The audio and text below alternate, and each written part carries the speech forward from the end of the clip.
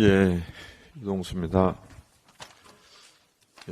춘 3월 봄이 왔지만 국민의 살림살이는 여전히 엄혹한 겨울입니다.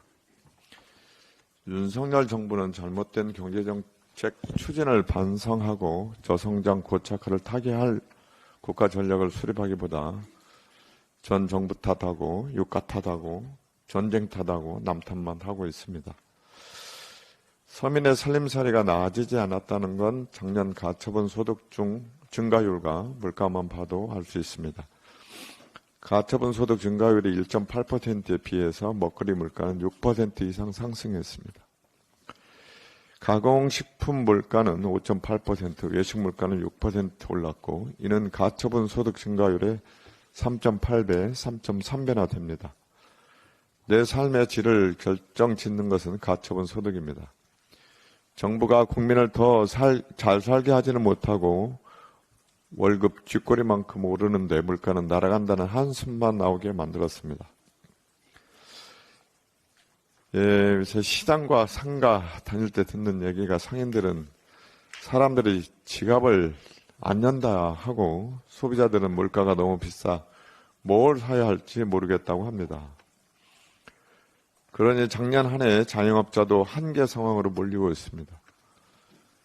신용평가기관 나이스 평가정부의 개인사업자 가계 기업대출 현황 자료에 따르면 연말 기준으로 335만 8,499명의 개인사업자는 모두 1,109조 6,658억 원의 금융기관 대출을 안고 있습니다.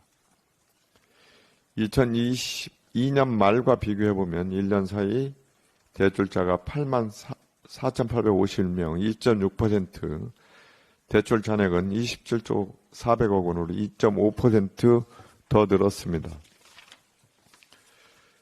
더욱이 같은 기간 연체 금액은 18조 2,941억 원에서 27조 3,833억 원으로 9조 892억 원 무려 49.7%나 급증했습니다.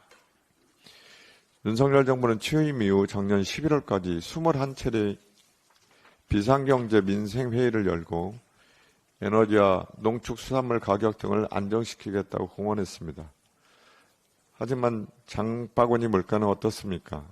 20차례 넘는 비상경제 민생회의에서 말뿐인 정책을 재탕했을 뿐입니다.